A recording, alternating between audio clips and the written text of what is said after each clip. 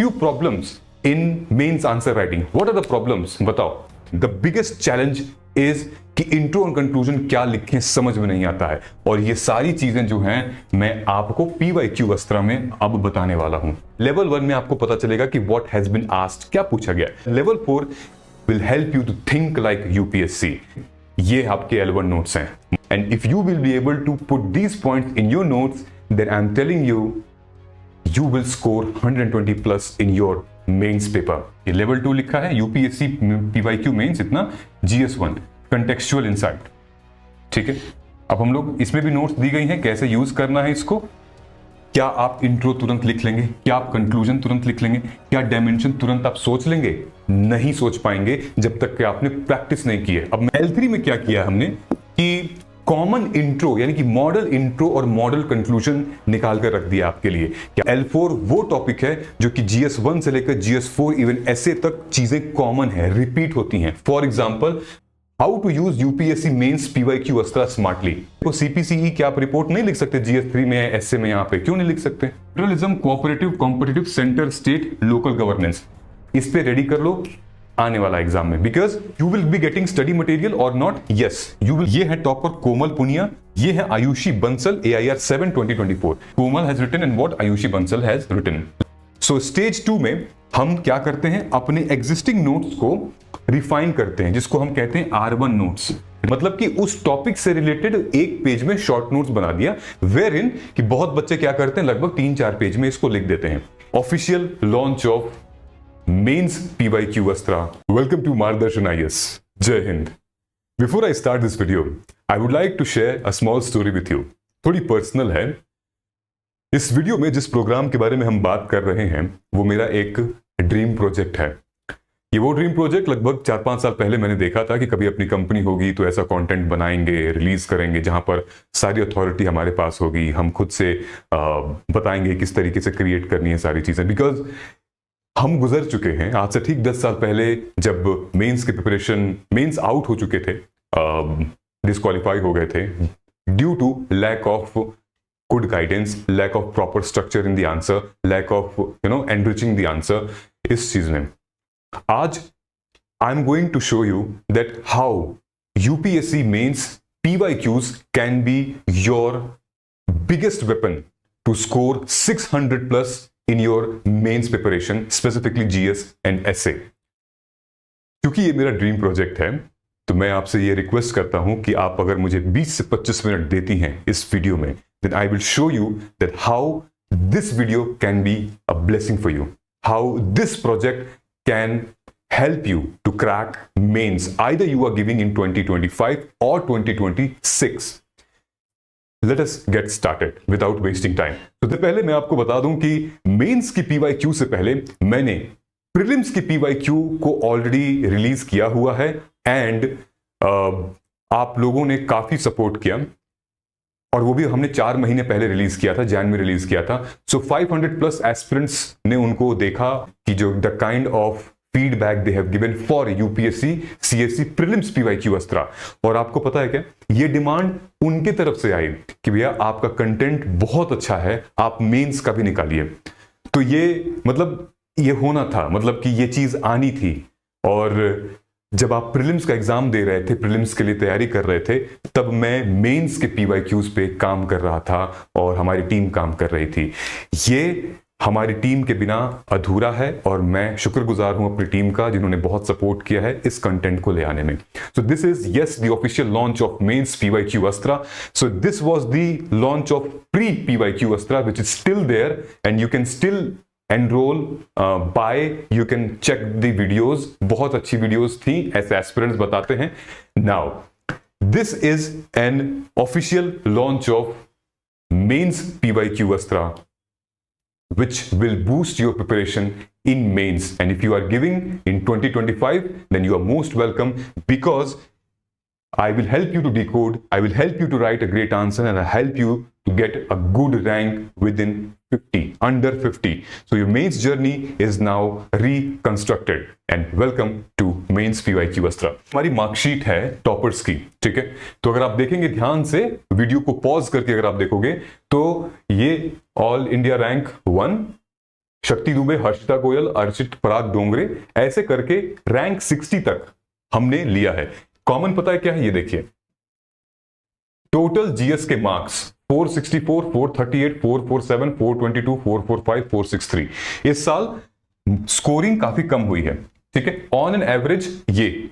उसके बाद अगर हम आए नेक्स्ट ईयर, यानी कि जो 2024 के जो टॉपर्स थे, अगर आप देखेंगे रैंक 50 तक मैंने लिया हुआ है। अगर इनका स्कोर देखेंगे पूरा मेंस का जो एसए प्लस जीएस, वो था 591, 606, 600, 548, 555 ये। That is why I have written that 600 plus is the target where we have to achieve। अगर हम कर सकते हैं, बिल्कुल 4 जीएस के पेपर है, एक ऐसे के पेपर है, अगर हम 120 इक्वली टारगेट करते हैं, we can achieve 600। But how? I will show you now। This is done।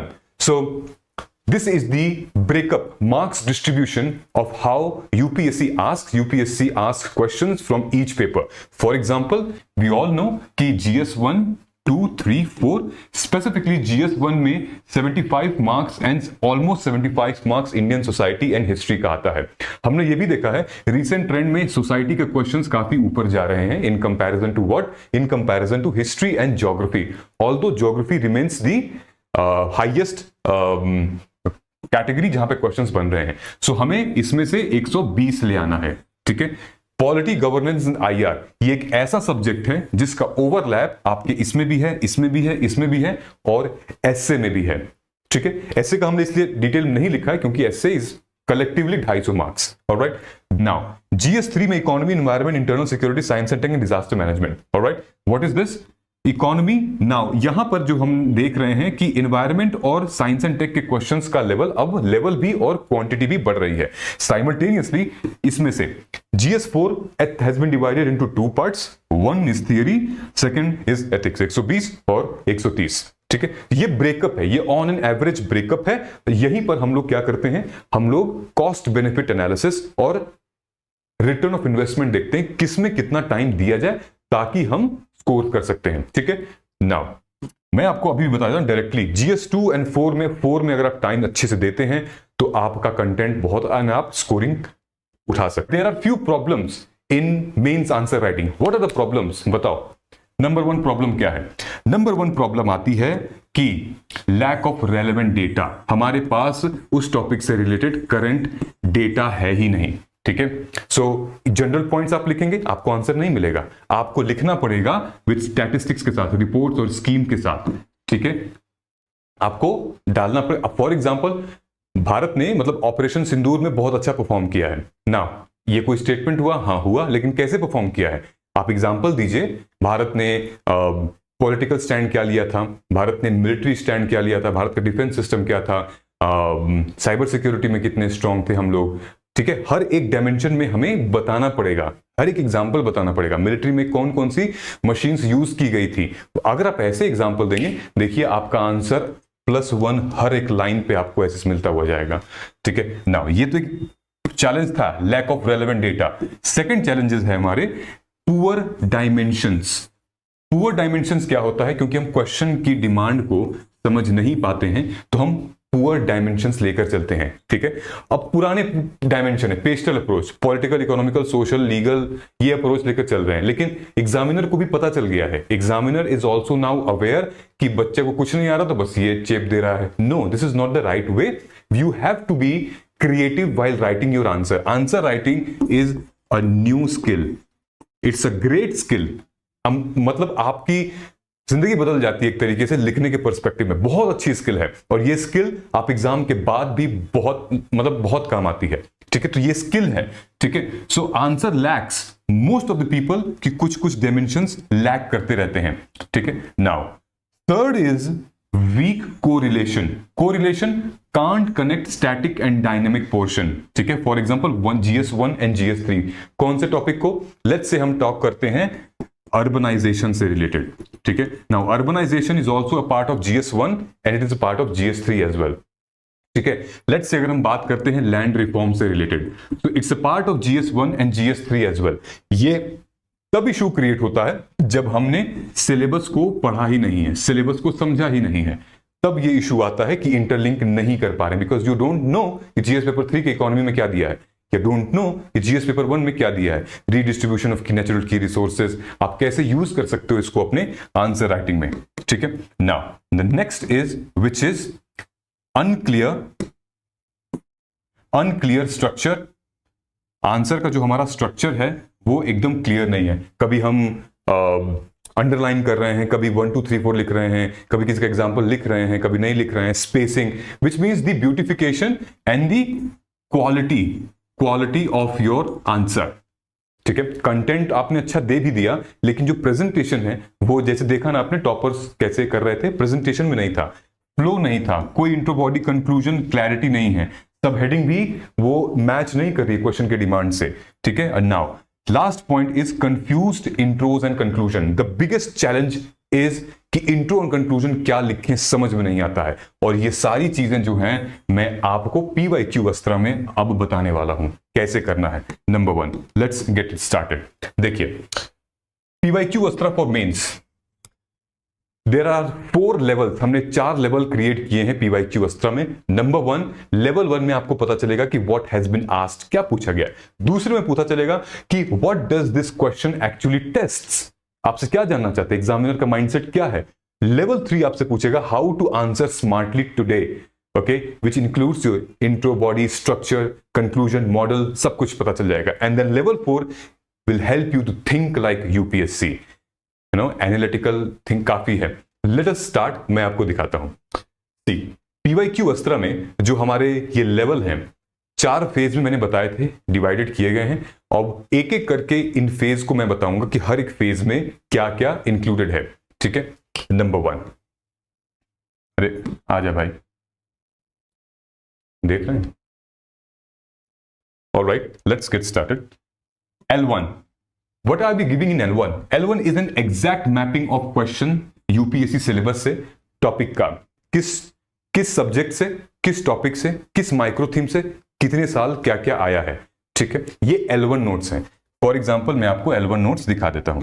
L1 notes आपके किस तरीके से देखेंगे, ये आपके L1 नोट्स हैं, मतलब कि लेवल 1 पे आपको हर एक सब्जेक्ट का, art and culture, modern history, post independence, ये हर एक सब्जेक्ट का हमने क्या किया है, जितने भी लेवल्स हैं, लेवल 1, लेवल 1, लेवल 2, लेवल 3, ठीक है, इनमें में हर एक सब्जेक्ट का है, पॉलिटी, इकोनॉमी, ज्योग्राफी, हिस्ट्री, जितने मेंस के सब्जेक्ट हैं, हर एक सब्जेक्ट में आपको लेवल 1 का, लेवल 2 का, लेवल 3 का मिलेगा। लेकिन अब है क्या, ये आपको दिख रहा है, ये उसका कवर पेज है। ठीक, हर एक सब्जेक्ट का, चाहे वो GS1 में, ये GS2 के सब्जेक्ट्स हैं, and then this is GS3 and then this is GS4, ऐसे इज ऑल्सो देयर। ठीक है, तो है क्या, ये है आपका लेवल 1। ठीक है, नेचर ऑफ, फॉर एग्जांपल हम लोग ले लेते हैं एक topic, nature of Indian federalism. ठीक है, क्या है, ध्यान से देखिए,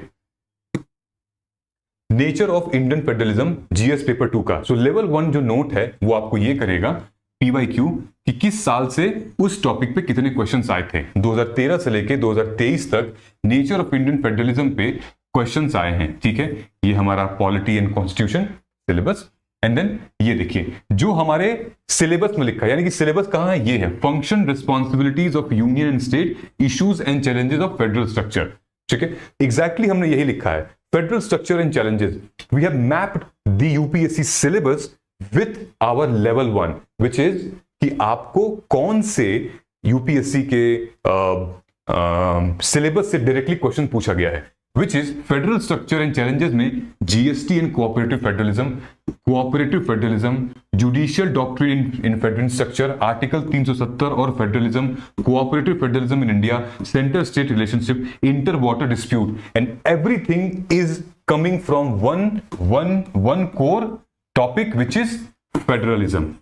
ठीक है, so if you will write answers and if you will write notes, then your notes should have all these points addressed, because these are the points which UPSC has asked in the last 10 years. And if you will be able to put these points in your notes, then I'm telling you, you will score 120 plus in your mains paper. But करना कैसे है, इसको पता कैसे चलेगा, अब हम बताते हैं आपको। ठीक है, ये लेवल 1 नोट्स हो गया, अब आपको पता चल चुका है। ऐसे ही हर एक सब्जेक्ट के हर एक टॉपिक पे कितने क्वेश्चंस बने हुए हैं पिछले 11 सालों में आया हुआ है। ठीक है, now let us move forward. This is level 1, we have just finished it. अब आइए, ये लेवल 2 है, आपको दिख रहा है ऊपर लेवल 2 लिखा है, GS1, GS2, micro theme and contextual insight. What does this mean? Let me show you few example of level 2. हम लोग अपने यहां पर चलते हैं. दिस वाज, मैं आपको लेवल 1 का दिखा देता हूं. ये हमारी PDF है जो आपको मिलेगी, वो कैसी दिखती है. ठीक है, ये हमारी टीम ने आपके लिए इस तरीके की चीजें बना के रखी है. Now a note from my and कि भाई आपको कैसे पढ़ना है, कैसे नहीं पढ़ना है. लेवल हर एक चीज दी हुई है कि लेवल 4 में क्या है, लेवल 2, लेवल 3 में क्या क्या दिया हुआ है. ठीक, why PYQ master for mains preparation, suggestions मेरे कुछ हैं. ठीक है, these are the toppers, next could be you, this is we have mentioned. Now ये टेबल ऑफ कंटेंट है, Indian art and culture art form. ठीक है, अगर आप देखेंगे यहां पे, so we have made it. ठीक है, ये पूरा डिवाइडेड है, symbolism and all, theme. So मुझे बहुत एक्साइटमेंट है इस पूरे के पूरे प्रोजेक्ट को लेके, एंड आपके लिए एंड में सरप्राइज भी है, सो स्टे ट्यून्ड. ठीक है, for example civilization and their highlights. ठीक है, ये यूपीएससी के सिलेबस का पार्ट है, civilization and their highlights, which means questions came in Vedic civilization, Vedic period, continuity of Indian civilization and Indus Valley civilization. Okay, they were the 4th question. आपको इनको अपने notes में part बनाने हैं.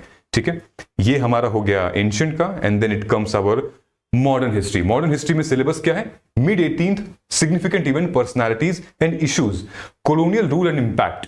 जो भी अभी मैंने आपको नोट दिखाया था, जो impact of colonial economic policies, जो कि अभी जो टॉपर के नोट में था, वो यहीं से निकल कर आया था. देखिए, colonial rule and impact, economic impact of colonial rule, यहां से निकल कर आया था.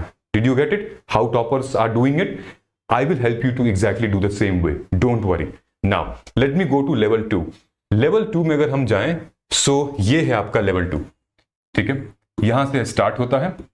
अलग क्या है लेवल 2 में, मैं आपको बताता हूं. ये देखिए, लेवल 2 लिखा है यूपीएससी PYQ मेंस इतना, GS1 contextual insight.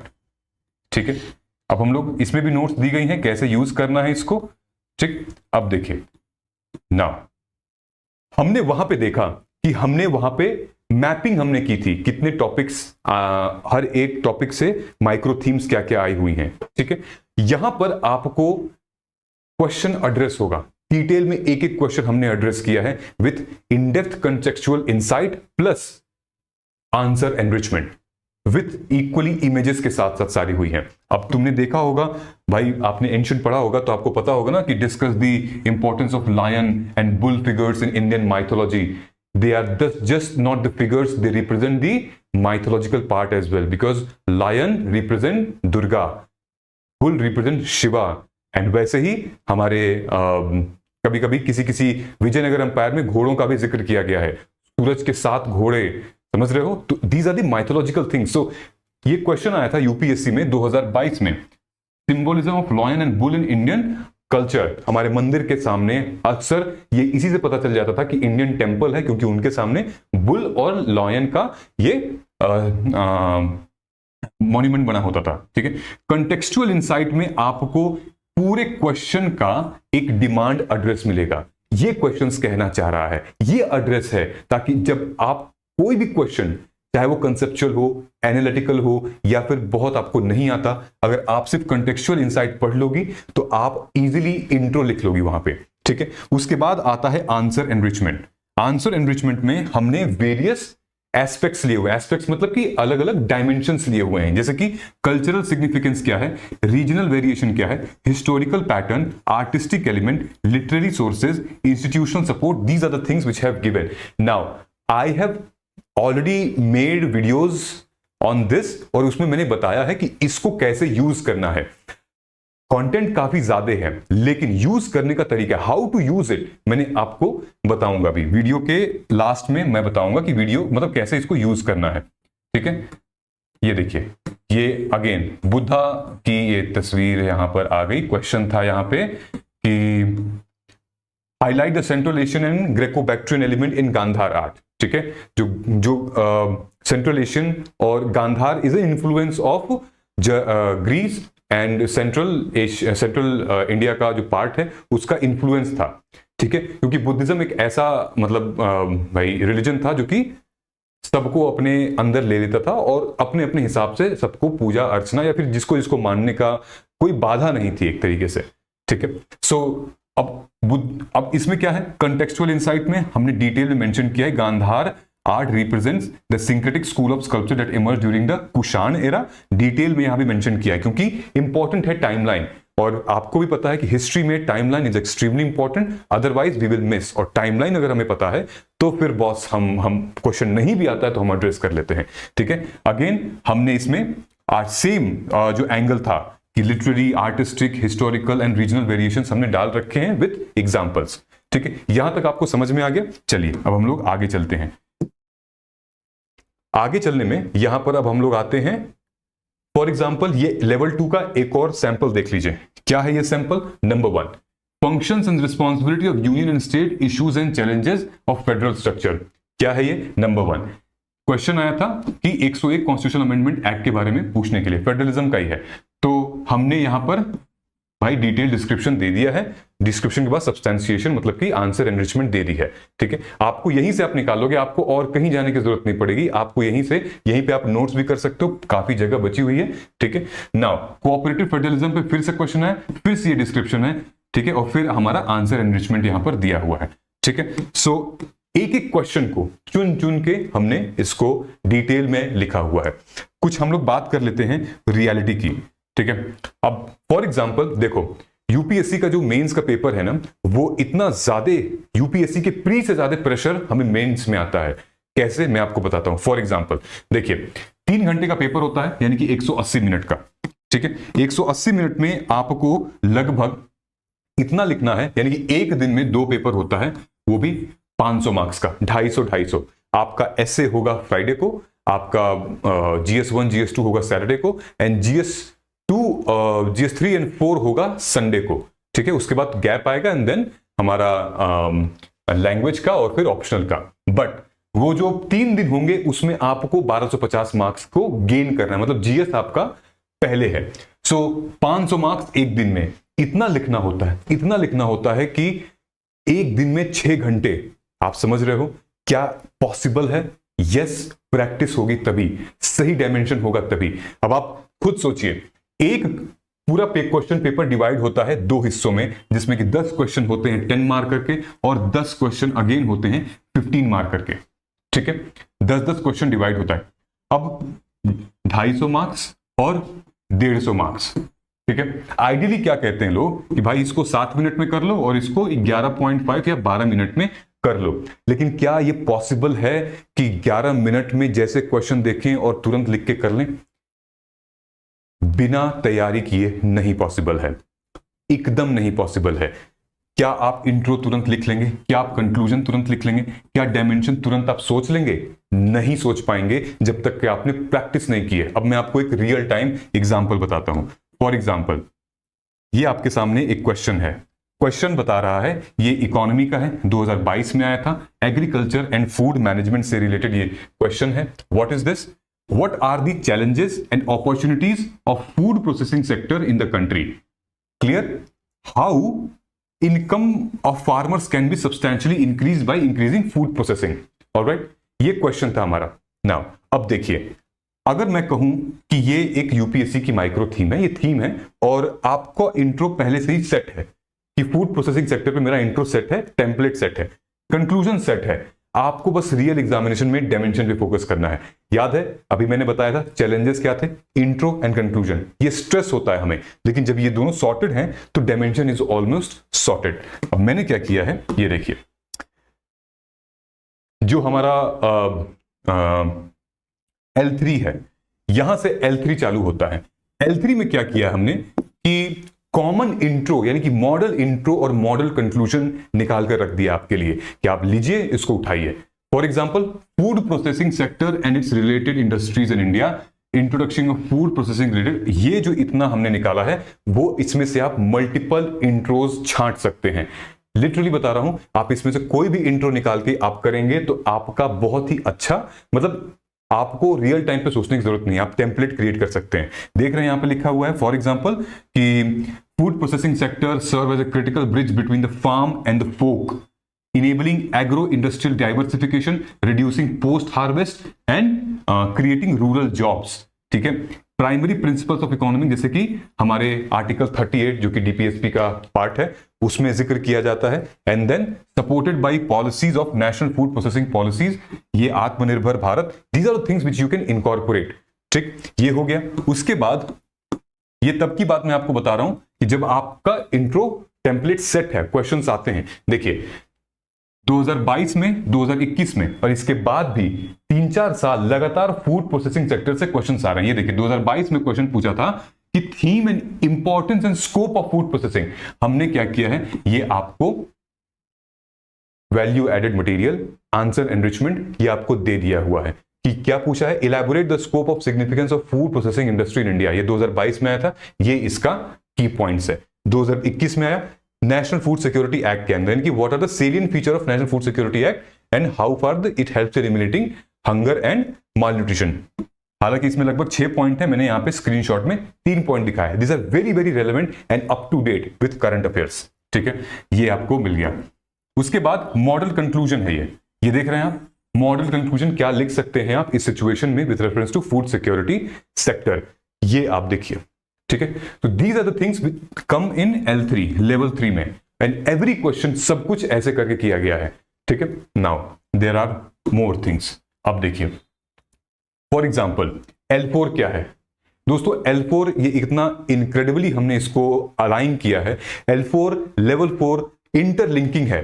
There are in UP, अगर आपने यूपीएससी सिलेबस को ध्यान से पढ़ा होगा तो L4 वो टॉपिक है जो कि GS1 से लेकर GS4 इवन ऐसे तक चीजें कॉमन है, रिपीट होती हैं. फॉर एग्जांपल खुद ये हमारा फूड प्रोसेसिंग सेक्टर, ये फूड प्रोसेसिंग सेक्टर GS1 में भी आता है, GS3 में भी आता है.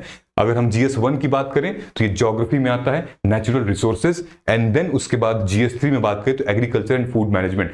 सो डोंट वी थिंक कि अगर हम एक बढ़िया टेम्पलेट रेडी कर लें तो GS1 और GS3 दोनों में हम अच्छा कर सकते हैं. राइट, सो GS जो लेवल 4 है हमारा वो यही है. देखो ये सारी चीजें हो गई. ठीक है, ये फूड प्रोसेसिंग सेक्टर का.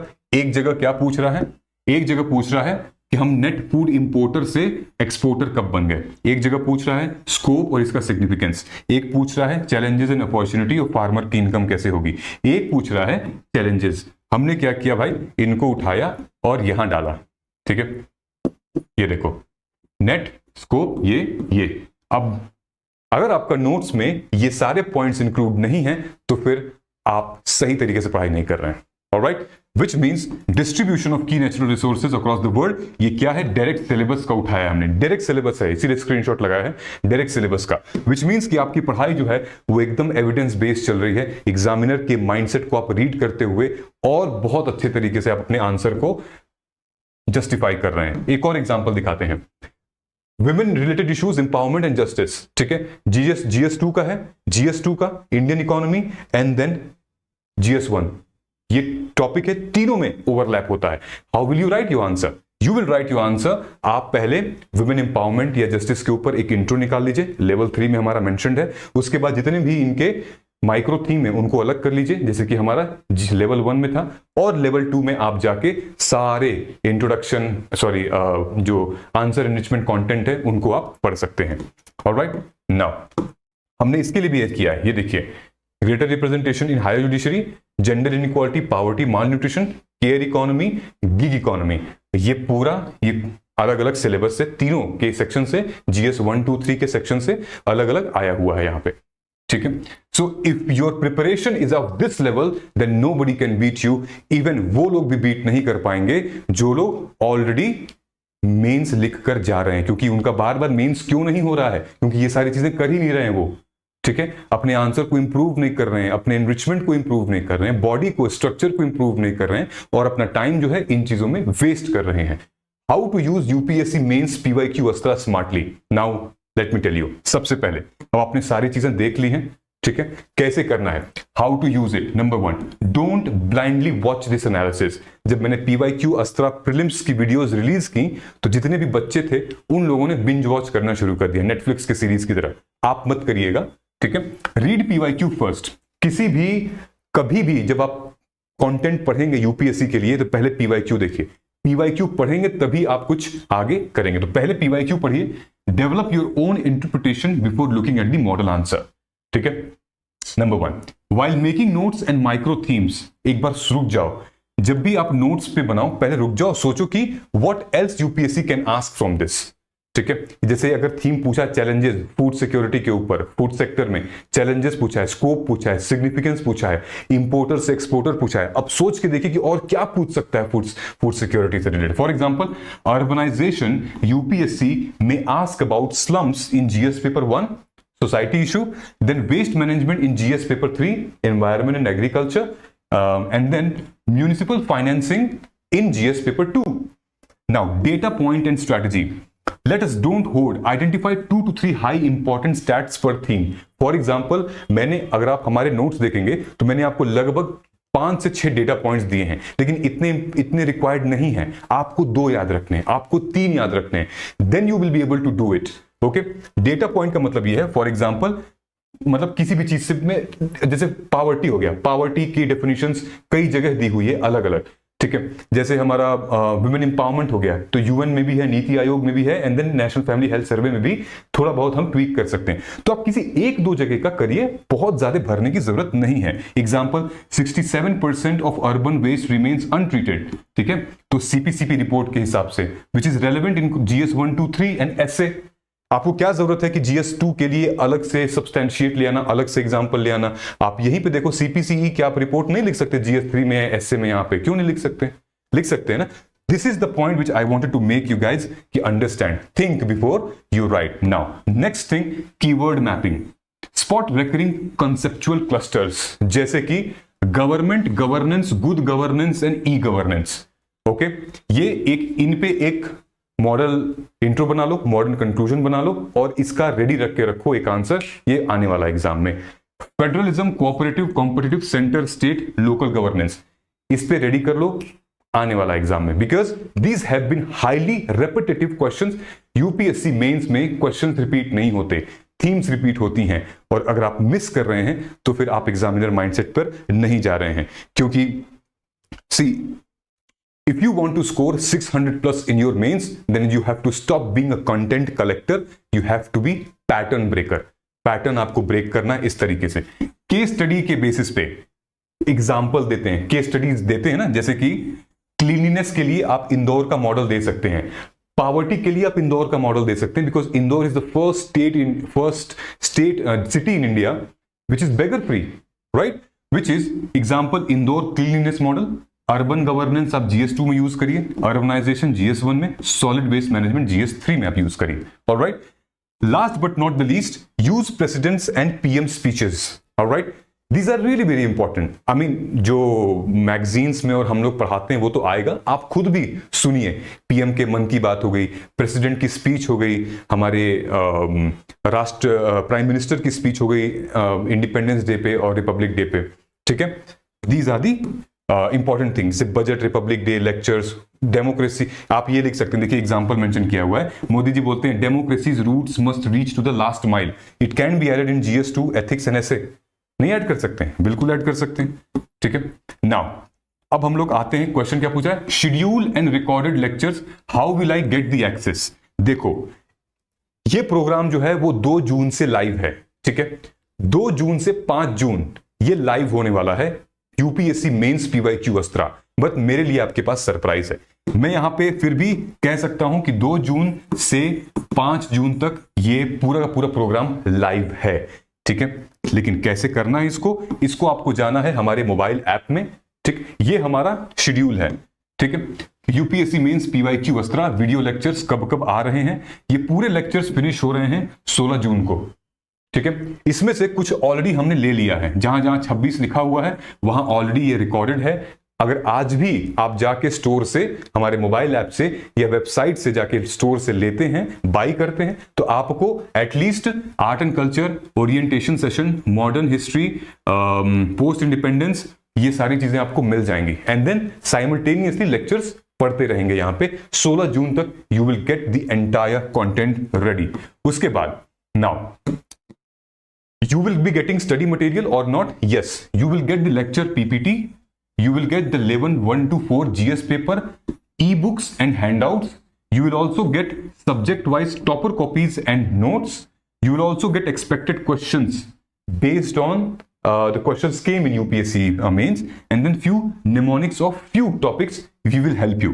This we can do for you, right? Now, I am going to tell you कि 5 जून से पहले 5th of June 5 जून से पहले अगर आप कोड यूज करते हैं mains 2025, then you will be able to get 15% flat discount on this fees.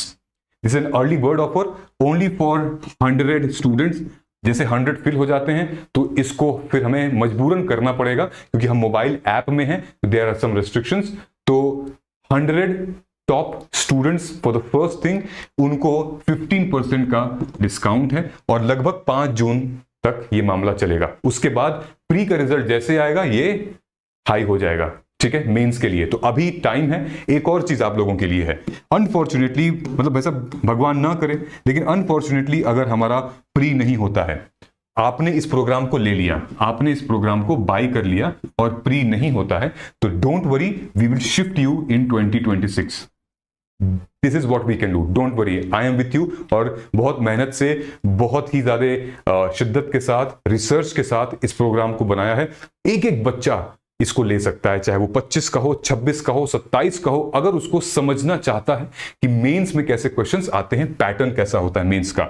Alright, now here is the total thing what you all will get in this programme. At least 50 hours का recorded lecture है, 20 high qualities plus videos हैं, and साथ में हमारी GS paper की जो notes हैं, essays हैं, पूरे फ्रेमवर्क मेंस पावर नोट्स के साथ, and then mobile app access. कोशिश करेंगे कि लाइफ टाइम तक आपको दें, देखी जाती है, ठीक है. But it totally depends, these are the things. अगर आप फर्स्ट 100 कैंडिडेट हैं या 5 जून से पहले अगर आप लेते हैं तो इसको हम लोग कंसिडर कर सकते हैं, बिकॉज बहुत एफर्ट लगा है, हमारी टीम ने बहुत सपोर्ट किया इसमें, and this will truly change your game. Alright, चलो. So I think this is answer writing की जो शुरुआत होती है वो होती है नोट से.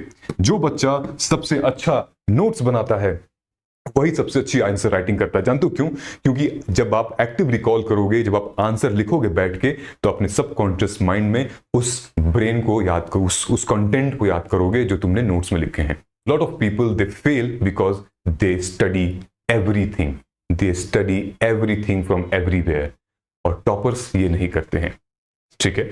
सो स्टेज 1 का नोट्स क्या होता है? नंबर 1, स्टेज 1 नोट्स वो होता है दोस्तों जो कि आप फाउंडेशन नोट्स होते हैं, या फिर आपके क्लास लेक्चर्स हो गए, ठीक है, या फिर आपने एनसीईआरटी पढ़ी और उसका आपने एक नोट्स बना लिया, ठीक है, या फिर आपने स्टैंडर्ड बुक भी पढ़ी, उसके एक चैप्टर का आपने नोट्स बना लिया.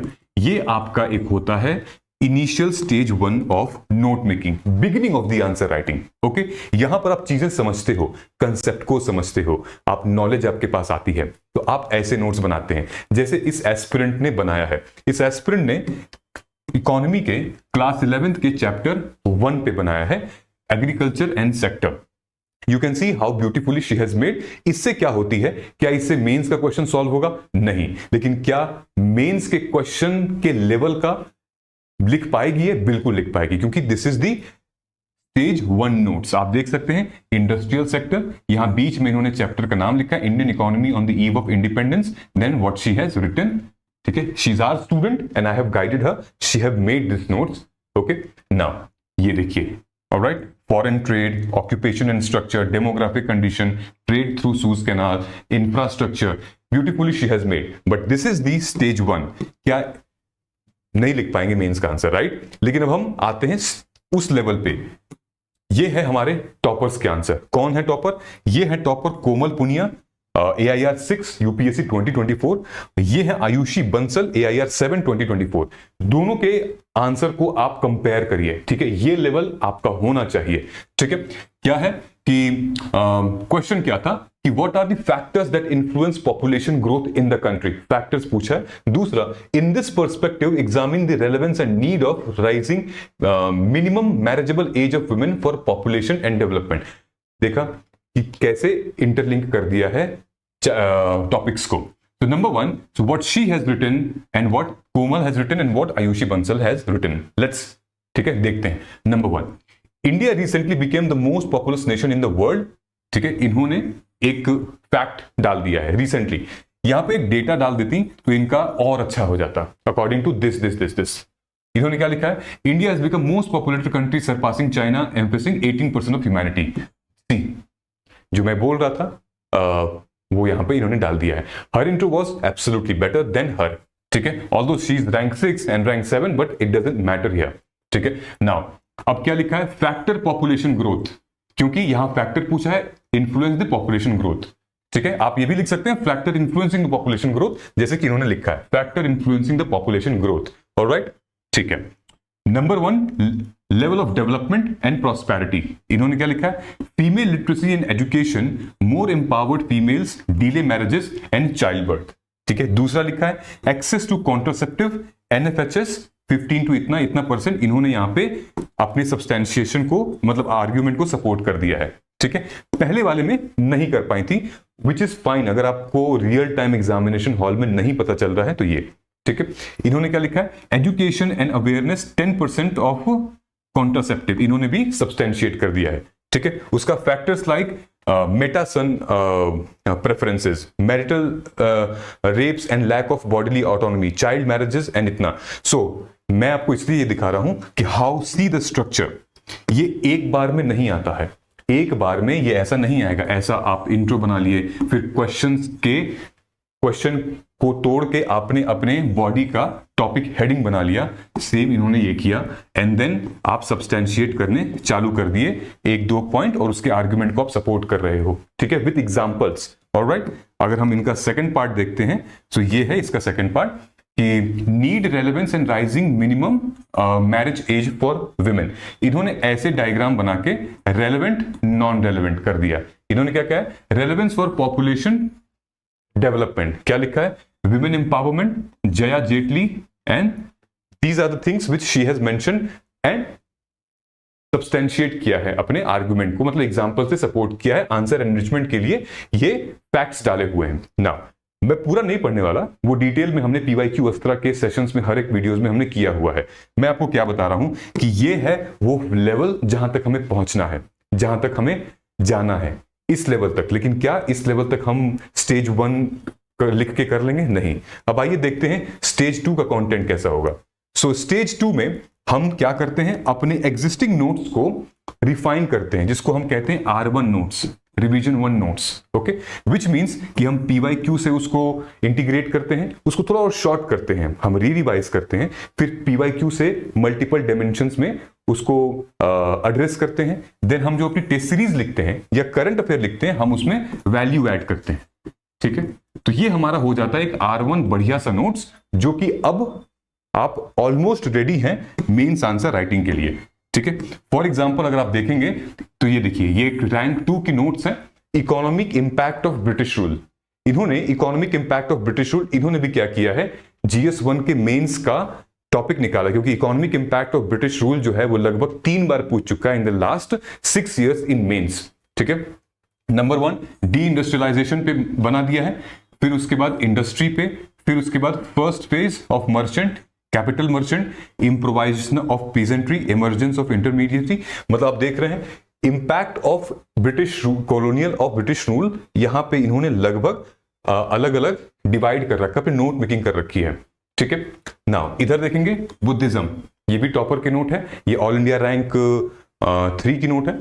नाउ बुद्धिज्म पे क्या है, बुद्धिज्म पे एक जनरल इंट्रोडक्शन हो गया है कि कौन से टाइमलाइन क्या है बुद्धिज्म की, एंड देन कौन से महाजनपदास के टाइम पे इसका राइज हो रहा था, ये उनके 5 डिसाइपल हैं, ये संस्कार हैं, ये 8 फोल्ड अष्टांग मार्ग हैं, ये महाजनपदास के बारे में जिक्र किया है, और ये 4 नोटेबल ट्रुथ हैं। मतलब कि उस टॉपिक से रिलेटेड एक पेज में शॉर्ट नोट्स बना दिया, वेयर इन कि बहुत बच्चे क्या करते हैं, लगभग 3-4 पेज में इसको लिख देते हैं। ये हमारी है क्या, R1 नोट्स। ओके, मतलब कि स्टेज 2 पे। So how concisely they have written, did you get it right? So अब हम लोग आते हैं इस पे स्टेज 3 पे, विच इज द फाइनल, और ये हमारा ट्राइंगल रेडी हो जाता है, विच मींस स्टेज 3 पे हम लोग आते हैं, इसको हम लोग कहते हैं 1 pager notes, OPN, 1 pager notes. 1 pager notes दिखते कैसे हैं? फॉर एग्जाम्पल ये देखिए आपके सामने ये श्रुति शर्मा की नोट्स हैं, ठीक है, रैंक 1 हंगर पे बनाया है इन्होंने, और यहां बनाया है विमेन्स ऑर्गेनाइजेशन एंड मूवमेंट पे।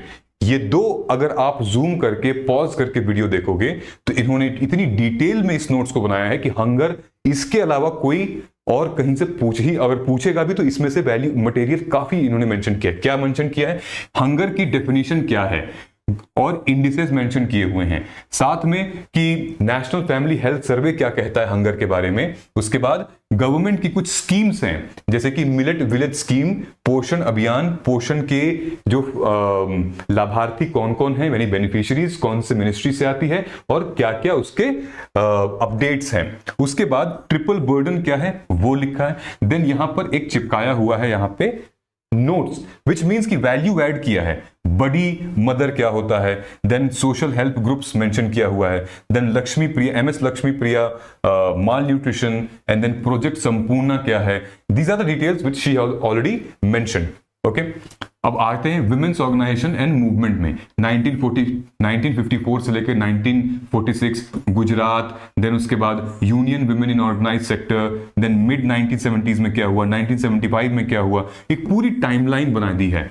तो अगर विमेन ऑर्गेनाइजेशन से रिलेटेड कोई क्वेश्चन आ रहा है देन बॉस यहां से मतलब इनके हाथ से कुछ नहीं बच सकता, तुरंत लिख देंगी। This is the now level we have to achieve, ठीक है इट। एंड अगर आपने वीडियो को यहां तक देखा है तो एक बार जय हिंद बोल दीजिए और टाइप कर दीजिए कि जय हिंद, हम जीतेंगे। तो मुझे समझ में आ जाएगा कि आपने वीडियो को पूरे एंड तक देखा है। कोई भी डाउट हो, कोई भी क्वेश्चन हो, you are most welcome to ask. And thank you so much मेरे कहने से आप वीडियो के एंड तक आए हैं। It truly means a lot. जय हिंद, जय भारत।